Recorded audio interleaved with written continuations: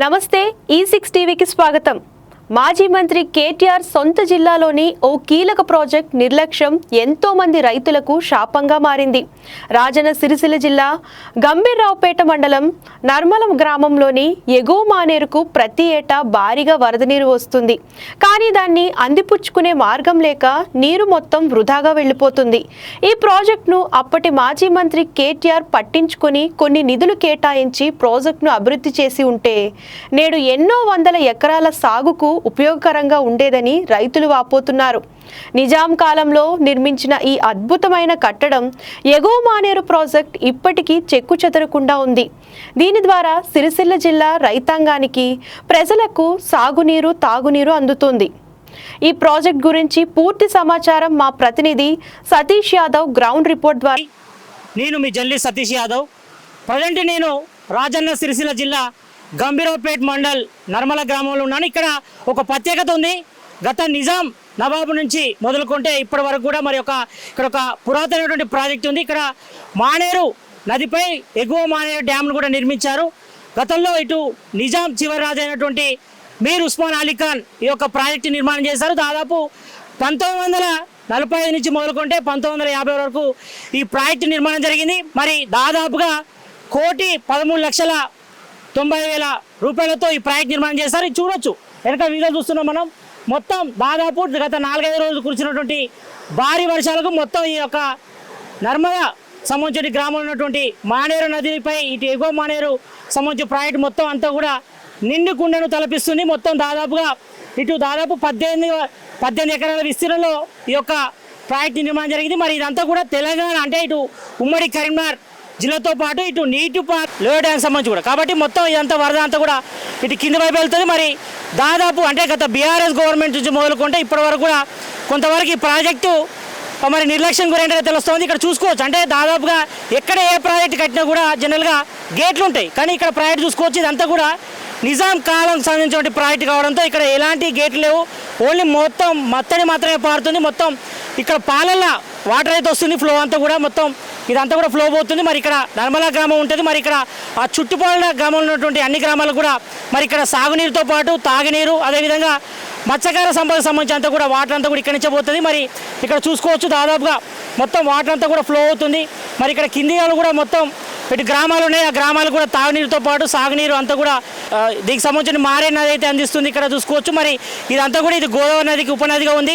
మరి దాదాపుగా ఈ యొక్క నిర్మాణం కూడా దాదాపు నిజాం కాలంలో కూడా చేపట్టారు। మరి దాదాపుగా 81 సంవత్సరాలు అవుతుంది, అంటే దాదాపు ఇంకొక 19 సంవత్సరాలు నిండుకుంటే మాత్రం 100 ఇయర్స్ అవుతుంది। మరి గతంలోనే అంటే గత నిజాం కాలంలోనే యొక్క ప్రాజెక్టు నిర్మాణం అంతా కూడా జరిగింది। మరి ఎక్కడ కూడా చెక్కు చేరకుండా ఈ యొక్క నిర్మాణం అంతా కూడా జనరేతలు వస్తుంది। మరి ఈ పాపం గత సమైక్య రాష్ట్రంలో అన్యాయం జరిగింది, అలాగని మన తెలంగాణ స్వరాష్ట్రం ఏర్పడితే నీళ్లు నిధులు నియామకాలు వస్తాయని చెప్పి ఆశపడ్డప్పుడు ఆ ఉద్యమాల్లో కూడా పార్టీలకు రాజకీయాలకు అతీతంగా అందరం కూడా పాల్గొని తెలంగాణ సాధించుకున్నాం। తెలంగాణ సాధించుకున్న తర్వాత సమైక్య రాష్ట్రంలో ఏదైతే అన్యాయానికి గురైందో మళ్ళీ ఇప్పుడు అదే రిపీట్ అవుతూ ఉంది। ఇక్కడ కేవలం ఇది అప్పుడు రాజశేఖర రెడ్డి గారు ముఖ్యమంత్రిగా ఉన్నప్పుడు ఇక్కడికి అనే ప్రతిపక్షంలో ఉన్నప్పుడు ఇక్కడ నుండి పాదయాత్ర చేసుకుంటూ పోయినప్పుడు ఇక్కడ ప్రాజెక్టును చూస్తే ఖచ్చితంగా ఈ ప్రాజెక్టును చూస్తే నాకు కన్నీళ్ళు వస్తున్నాయి। ఇది ఎండిపోయింది, శిథిలావస్థలోకి వచ్చేసింది। మేము అధికారంలోకి వస్తే ఖచ్చితంగా ఎగువ మానేరును అభివృద్ధి చేస్తాం, ఆ గోదావరి జలాలను ఎత్తిపోతల ద్వారా దీన్ని అభివృద్ధి చేస్తామని చెప్పి అప్పుడు రాజశేఖర రెడ్డి గారు మాటిచ్చిన ప్రకారంగా మళ్ళీ మేము రాజశేఖర రెడ్డి గారి దగ్గరికి పోయి వినతి పత్రం ఇచ్చినప్పుడు దానికి జీవో తీసి 750 కోట్లు అంటే ప్రాణహిత చేవెళ్ళ సృజల సెవంతిలో భాగంగా దీనికి అప్పుడు కేటాయించారు। దీన్ని 9వ ప్యాకేజీగా దీన్ని తీసుకున్నారు। కానీ 9వ ప్యాకేజీలో తీసుకుంటే ఈ బీఆర్ఎస్ గవర్నమెంట్ వచ్చినాక రాజశేఖర రెడ్డి గారు పాపం దాని శిలాఫలకం కూడా వేసారు 2010లో। వేస్తే ఆయన 2008లో శిలాఫలకం వేసారు। 2009లో ఆ ప్రాజెక్టు ఆయన చనిపోవడం జరిగింది। చనిపోయిన తర్వాత తెలంగాణ ఉద్యమాల్లో భాగంగా ఇది నిర్లక్ష్యానికి గురి కావడం జరిగింది। అయిన తర్వాత ఈ తెలంగాణ రాష్ట్రం ఏర్పడ్డది। తెలంగాణ రాష్ట్రం ఏర్పడ్డాక ఇక్కడ ప్రాతినిధ్యం వహిస్తున్నటువంటి మన ఇప్పుడు ప్రస్తుత ఎమ్మెల్యే అప్పటి ఈ మంత్రి కల్వకుంట్ల తారక రామారావు గారు దీన్ని ఏమాత్రం పట్టించుకోలేదు। 9వ ప్యాకేజ్ ఇడిచిపెట్టి 10, 11, 12 వీళ్ళు నీళ్ళు తీసుకుపోయారు. ఇక్కడికి మాత్రం ఎట్లున్నది అట్లే ఉన్నది. దానికి ఏ మాత్రం నీళ్ళు కేటాయించలేదు. కేవలం ఒక 100 కోట్ల లోపల దీనికి నిధులు కేటాయిస్తే మిడిమానేరు నుంచి మలకపేట నుండి మైసమ్మకుంటం నుండి బట్టల చెరువు నుండి ఎగువమానేరుకు ఇట్లా లిఫ్ట్ అయ్యేది. దాని నిర్లక్ష్యం వల్ల ఈరోజు సుక్క నీళ్ళు కూడా కింద నుంచి మనం గోదావరిలో వట్టిగానే కలిసిపోతున్నాయి తప్ప ఎగువమానేరులో చుక్క నీళ్ళు తెచ్చింది లేదు. మీద నుంచి 12వ ప్యాకేజీ నుంచి కుడవెల్లి ద్వారా దీనికి ఇచ్చే తూతు మంత్రంగా చేతులు దులుపుకున్నారు. అక్కడ హరీష్ రావుకు సంబంధించి కేసీఆర్ ముఖ్యమంత్రికి సంబంధించినటువంటి అక్కడ వ్యవసాయ క్షేత్రాలు ఉన్నాయి, అక్కడ ఫామ్ హౌజులు ఉన్నాయి. అక్కడ నెత్తి మీద నీళ్లు వేసుకున్నట్టు విధంగా అక్కడ ఆ ప్రాజెక్టుకు అక్కడికి తీసుకుపోయారు, కొండపోచమ్మ ప్రాజెక్టుకు. కానీ ఇప్పుడు ఆ 7 కోట్ల వర్కుల ఆయన 1 కోటి వర్క్ కూడా చేసిండో లేదో తెలియదు. 4-5 ఏళ్ల నుంచి అందుకొరకు ఇంకా మిగిలినవి ఉన్నాయి. ఎందుకున్నాయంటే దీని అవతల ఒక చిన్న కాజువే ఉన్నది, దాన్ని చేయాలి. ఇంకా రోడ్డు మంచిగా చేయాలి, వైడనింగ్ చేయాలి. దీనికి ఏమేమి పనులు చేయాలో అవన్నీ చేయాలి. 14 కోట్ల వర్కుల ఇంకా 7 కోట్ల సేవింగ్స్ ఉన్నాయి ప్రభుత్వం దగ్గర ఇప్పటికి కూడా. అంటే వాళ్ళు అప్పుడు చేసిండ్రు కానీ పని చేయలేదు. దాన్ని ఏ ఉద్దేశంతో చేసినారో అంటే 14 కోట్లు చేసి 7 కోట్ల వర్క్ చేసి 7 కోట్లు మింగుదామనుకున్నారో ఏం చేసినారో మనకు తెలియదు. మొత్తానికి 14 కోట్ల వర్క్స్ ఆన్ రికార్డు ఉన్నాయి. మేము రిట్ వేసినాక ఇగో ఇదంతా ఎస్టాబ్లిష్మెంట్ తెచ్చి ఈ మిషనరీ తీసుకొచ్చి ఇగో ఇప్పుడు 3 నెలల నుంచి నేను మార్చిలో రిట్ వేస్తే ఇవాళ ఆగస్టు అంటే ఈ 5 నెలల్లో ఈ మాత్రం నిర్మాణం చేసిండు. 12 పిల్లర్లు కట్టేది ఉంటే 2 పిల్లర్లు కట్టిండు. ఇంకా మిగిలిన ఎక్కడ దాకా చేయలేదు. ఇది ఎన్నడు కడతాడో మనకు తెలియదు. మొత్తానికి నేను దీని మీద మాత్రం హైకోర్టుకు పోయినా, హైకోర్టు నిర్ణయం తీసుకొని ఈ కాంట్రాక్టర్ను తక్షణమే రద్దు చేసి వేరే కాంట్రాక్టర్ను పెట్టాలి, అతనితో పూర్తి చేయించాలి. ఎట్టి పరిస్థితులలో ఈ వర్షాకాలంలో అయ్యే పరిస్థితి లేదు కాబట్టి ఇతన్ని అసలు బ్లాక్ లిస్ట్లో పెట్టాలి. ఇతనికి మళ్ళీ తెలంగాణలో ఒక కాంట్రాక్ట్ కూడా ఇవ్వకుండా చేయాలి అని చెప్పి మేము మా ప్రభుత్వాన్ని ఇదివరకే వెంకటరెడ్డి గారికి విజ్ఞప్తి చేస్తే పాపం ఆయన తగిన ఆదేశాలు ఇచ్చిండు. మళ్ళీ కూడా ఆయనకి ఈ విషయం తెలియదు కావచ్చు. ఇప్పుడు కూడా మళ్ళీ ఈ విషయాన్ని నేను తెలియజేస్తా. తప్పకుండా ఇది ఈ కాంట్రాక్టర్ను పక్కకు పెట్టైనా కనీసం వచ్చే సీజన్ లోపలనే దీన్ని పూర్తి చేసేందుకు ప్రయత్నం 2-3 నెలల్లో పూర్తి చేసేందుకు ప్రయత్నం చేస్తామని అనుకుంటున్నాను. ఈ ప్రాజెక్ట్ ప్రస్తుత నీటి నిల్వ సామర్థ్యం 2 టీఎంసీలుగా ఉంది. దీన్ని మరి కాస్త అభివృద్ధి చేస్తే మరో 2 టీఎంసీలు పెరిగి ఉండేదని రైతులు చెప్తున్నారు. మాజీ సీఎం కేసీఆర్, హరీష్ రావు, కేటీఆర్లు 9వ ప్రాజెక్టులో ఉన్న ఎగువ మానేరు ప్రాజెక్టును నిర్లక్ష్యం చేసి 10, 11, 12వ ప్రాజెక్టులో ఉన్న కొండపోచమ్మ సాగర్, మల్లన్న సాగర్, రంగనాయక్ సాగర్ నిధులు కేటాయించడంతో ఈ ప్రాజెక్ట్ అటకెక్కింది.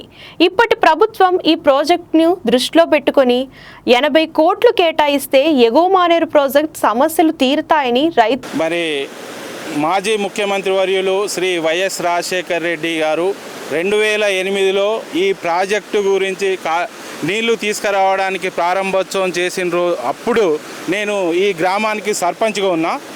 మరి ఇప్పుడు కాంగ్రెస్ పార్టీ మండల అధ్యక్షుడిగా రీసెంట్గా కొనసాగుతున్నా. ఏం లేదు సార్, ఇప్పుడు ఏందని అంటే నర్మాలకు జలకళ రావడానికి ఈ ఎగువ మానేరు అని చెప్పొచ్చు.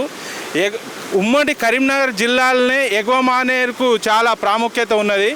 ఎగువ మానేరును ఎప్పటికీ నిండు కుండలా ఉంచాలి అని చెప్పేసి వైఎస్ రాజశేఖర్ రెడ్డి గారు తుమ్మడి హట్టిలో నుండి ఇక్కడికి కాలువల ద్వారా నీరు నింపి ఇక్కడ నుండి లోయర్ మానేరు కానీ మిడ్ మానేరు కానీ నీళ్లు తీసుకుపోతా అని చెప్పేసి తక్కువ ఖర్చుతో ఈ ప్రాజెక్టును 2008లో శంకుస్థాపన చేసినప్పుడు దురదృష్టవశాత్తు అతను చనిపోవడం వల్ల మరి ఈ తెలంగాణ ఉద్యమంతో ఈ బీఆర్ఎస్ ప్రభుత్వం రావడం జరిగింది. కేవలం కమిషన్లకు కక్కుర్తిపడి ఆ పనిని తికమక చేసేసి లక్షల కోట్లు వాళ్ళు వెచ్చించి తమ కమిషన్ల కోసము అటు పని కాకుండా ఇటు వాళ్ళ లాభదాయం కోసం ఈ పనిని గందరగోళం చేసిండ్రు. మొట్టమొదటిసారిగా ఈ కాల్వలు 9వ ప్యాకేజీ నింపేదాన్ని పక్కన పెట్టి 10వ ప్యాకేజీ 11వ ప్యాకేజీ వాళ్ళ ఫామ్ హౌస్లకు నీళ్లు తీసుకుపోయి దీన్ని దుర్భిక్షంగా చూడడం జరిగింది. ఎగువ మానేరు కానీ మిడ్ మానేరు కానీ ఎందుకు గురైందంటారు? అంటే గతంలో పాలకులు కేవలము వాళ్ళ స్వలాభం కోసం తప్ప, వాళ్ళ అవసరాల కోసం తప్ప ఎప్పుడు కూడా ఈ ప్రాంత రైతులు, ఈ ప్రాంత ప్రజలు బాగుపడాలి, ఈ ప్రాంతంలో ఉన్నటువంటి మరి ఒక ఇది ప్రజాకాలంలో అంటే నిజాం కాలంలో కట్టినటువంటి ప్రాజెక్టు కాబట్టి ఆ ప్రాజెక్టులో ఉన్నటువంటి వ్యవస్థను మరి స్థిరీకరించాలి, ఇక్కడ యొక్క ప్రజలను మనము కూడగట్టాలనే ఉద్దేశం మీద మనసా వాచా కర్మ అనేది ఉన్నప్పుడు ఖచ్చితంగా చేయగలుగుతాం. కానీ వాళ్ళు ఎక్కడి నుంచి వచ్చి కేవలం ఇక్కడ ఉన్నటువంటి ఒక ఆర్టిఫిషియల్గా అంటే నిరంతరం ఈ యొక్క ప్రజలకు చేయాలనే ఆలోచన లేకుండా ఓన్లీ ఆర్టిఫిషియల్గా ఉన్నప్పుడు ఇట్లాంటి ప్రాబ్లమ్స్ జరుగుతాయి. అంటే గతంలో గత 10 సంవత్సరాల నుంచి అంటే 10 సంవత్సరాల నుంచి గత పాలకులు వాళ్ళు ఇది చేసిండ్రు. ఇప్పుడు మీరందరూ ఇప్పుడు ఇది చూస్తున్నారు, ఇది కేవలం 2 TMSల వాటర్ ఉంటే అందులో దాదాపు ఆయన ఒక 300 కోట్ల రూపాయలు 3 కోట్ల రూపాయలు పూడికతీయడానికి ఆయన మంత్రిగా ఉన్నప్పుడు కేటాయించాడు. కానీ దాని పర్యవేక్షణలో లోపం, దానిలో ఫంక్షనింగ్లో లోపం. అంటే చూసి కేవలము నేనేమంటున్నానంటే ప్రాజెక్టులో మనము శాంక్షన్ చేయడమే కాదు, దాన్ని పూర్తి స్థాయిలో ఫంక్షనింగ్ చేసినప్పుడే ఆ యొక్క ప్రజలకు న్యాయం జరుగుతుంది, అక్కడ ఉన్నటువంటి రైతాంగానికి న్యాయం జరుగుతుంది. కేవలం ఒక శాంక్షన్ చేసిన ఒక ప్రొసీడింగ్ చేయడం వల్లనే పని జరగదు, దానిలో పర్యవేక్షణ లోపం జరిగింది. పర్యవేక్షణ లోపం అంటే మీ అందరూ చూస్తున్నప్పుడు గతంలో ఇంతకంటే మనం మిడ్ మానేర్ కాలంలో జరిగినప్పుడు తర్వాత అదేవిధంగా వాళ్ళు ఇప్పుడు ఇంతకుముందు అన్న చెప్పి 9వ ప్యాకేజీ 10వ ప్యాకేజీ 12వ ప్యాకేజీ, మరి 9వ ప్యాకేజీలో ఉన్నటువంటి ఈ మలకపేట రిజర్వాయర్ నుంచి బట్టల చెరువు నుంచి వీడికి జరుగుతున్నటువంటి వాటి మీద ఏనాడు కూడా పర్యవేక్షణ చేయలేదు. ఏ రోజు కూడా దానికి సంబంధించినటువంటి ఫండ్స్ కేటాయించినట్టు పరిస్థితి ఇట్లుండదు కదా. అయితే కేవలం వాళ్ళ నిర్లక్ష్యం, వాళ్ళు ప్రజానీకం మీద చిత్తశుద్ధి లేకుండా అనేది ఈ సందర్భంగా నేను తెలియజేస్తా ఉన్నాను. ఇంకొక విషయం ఏంటంటే ఇప్పటికైనా సరే గతం జరిగిపోయింది, 10 సంవత్సరాల్లో వాళ్ళు నిర్లక్ష్యం చేశారు, వాళ్ళకి తగిన బుద్ధి ప్రజలు చెప్పారు. కానీ ఇప్పుడు మన ప్రభుత్వం వచ్చింది కాబట్టి ఖచ్చితంగా మన ఉమ్మడి జిల్లా ఉన్నటువంటి నాయకులు కానీ మన స్థానికంగా ఉండే నాయకత్వం కానీ మనందరం కూడా కొద్దిగా పటిష్టంగా చేసి ఇప్పటికైనా ఈ ప్రాంతాన్ని కొద్దిగా కొంత మట్టుకు మీ అందరూ కలిసి టెక్నికల్గా డి కానీ ఎస్సీ కానీ వాళ్ళందరినీ కూడా మీరు సంప్రదించినట్టయితే టెక్నికల్గా ఇంకెంత ఫండ్స్ దీనికి అలాట్మెంట్ చేయాల్సి వస్తుంది, ఇంకెంత అయితే ఇది డెవలప్మెంట్ అయితే ఎంత అయితే ఇది సస్యశ్యామలం అవుతుందని చెప్పి ఈ సందర్భంగా మీరు తెలియజేసుకుంటే బెటర్ అని చెప్పి ఈ సందర్భంగా ప్రభుత్వాన్ని కోరుతున్నాం. రెండో విషయం, ఎట్ ద సేమ్ టైంలో నేను నిజంగా చెప్తున్నా, కేటీఆర్ గారు ఏ ఒక్క రోజు కూడా ఈ ప్రాజెక్టును ఎన్నడూ కూడా పట్టించుకోలేదు. అన్ని కూడా డెవలప్మెంట్ చేయాలి. మరి గత బీఆర్ఎస్ గవర్నమెంట్ అంతా కూడా నిర్లక్ష్యానికి గురి చేసింది కాబట్టి మరి ఇప్పుడు ఉన్నటువంటి కాంగ్రెస్ గవర్నమెంట్ దాదాపుగా 100 లోపు అంటే 100 కోట్లు మాత్రమే ఖర్చు చేస్తే మాత్రం ఈ యొక్క 3 ప్రాజెక్టులకు మాత్రం మరి మహర్దశ వస్తుంది. కాబట్టి వెంటనే ఇటు ఇరిగేషన్ శాఖ మంత్రి ఉత్తమ్ కుమార్ రెడ్డితో పాటు ఇటు సీఎం రేవంత్ రెడ్డి వెంటనే దుస్సారించి మరి యొక్క పెండింగ్ ప్రాజెక్టులకు సంబంధించిన సమస్యలను కూడా సాల్వ్ చేసి మరి రైతాంగానికి సాగు అదేవిధంగా తాగునీరు ఇటు మత్స్య సంపద కూడా డెవలప్మెంట్ చేయాల్సిన అవసరం అయితే ఇక్కడ కనిపిస్తుంది. మరి ఇక్కడ వరకు అయితే ఇటు ఎగువ మాటకు సంబంధించి మరి పరిరక్షణ సంబంధించి సమితి నాయకులు కూడా మరి మాట్లాడడం జరిగింది. మరి ఇక్కడ పెద్ద ఎత్తున కూడా సమస్యలు ఉన్నాయి.